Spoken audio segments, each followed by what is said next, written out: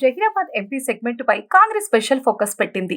గత పార్లమెంటు ఎన్నికల్లో తక్కువ మెజార్టీతో చేజారిన స్థానాన్ని ఈసారి ఎలాగైనా హస్తగతం చేసుకోవాలని ప్రణాళికలు రచిస్తోంది. 3 ప్రధాన పార్టీలు తమ అభ్యర్థులను డిక్లేర్ చేయగా అందరికంటే ముందే తొలి జాబితాలోనే కాంగ్రెస్ అభ్యర్థిని ప్రకటించింది.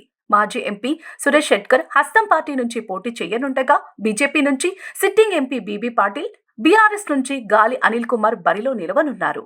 హైదరాబాద్లో సోమవారం మంత్రి దామోదర్ రాజనరసింహ, రాష్ట్ర ప్రభుత్వ సలహాదారు షబ్బీర్ అలీ, అభ్యర్థి సురేష్ షెట్కర్, ఎల్లారెడ్డి, జుక్కల్ ఎమ్మెల్యేలు మదన్ మోహన్ రావు, లక్ష్మీకాంతరావు, బన్సువాడ నియోజకవర్గ ఇన్ఛార్జి ఏనుగు రవీందర్ రెడ్డి ప్రత్యేకంగా సమావేశమయ్యారు. జహీరాబాద్ సెగ్మెంట్లలో అనుసరించాల్సిన వ్యూహాలు, పార్టీలో చేరికలపై చర్చించారు. జహీరాబాద్ పార్లమెంటు సెగ్మెంట్లో 7 అసెంబ్లీ నియోజకవర్గాలు ఉన్నాయి. 2018 అసెంబ్లీ ఎన్నికల్లో ఈ నియోజకవర్గాలన్నిటిలో బీఆర్ఎస్ అభ్యర్థులే విజయం సాధించగా, తాజా ఎన్నికల్లో 4 చోట్ల కాంగ్రెస్, 2 చోట్ల బీఆర్ఎస్, 1 చోట బీజేపీ గెలిచాయి. దీంతో కాంగ్రెస్ బలం పుంజుకుంది. ఈ 7 నియోజకవర్గాల్లో కాంగ్రెస్కు 5,49,143 ఓట్లు వచ్చాయి. ఇవి 2018 అసెంబ్లీ ఎన్నికల్లో కాంగ్రెస్ పార్టీకి వచ్చిన ఓట్ల కంటే 1,21,128 అధికం. 2019 పార్లమెంటు ఎన్నికల్లో కాంగ్రెస్ స్వల్ప తేడాతో జహీరాబాద్ స్థానాన్ని చేజార్చుకుంది.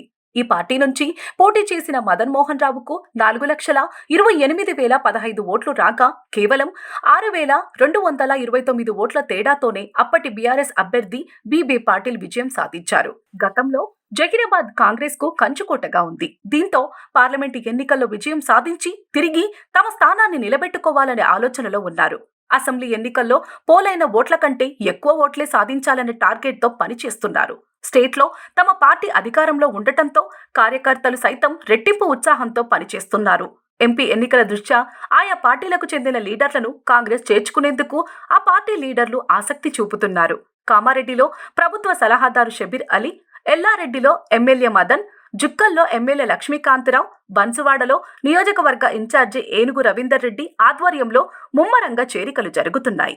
ఆయా మండలాల్లోని ఎంపీపీలు, జెడ్పీటీసీలు, మాజీ సర్పంచులు, ఎంపీటీసీలు దాదాపు పార్టీలు మారారు. దీంతో బీఆర్ఎస్ ఖాళీ అయ్యింది.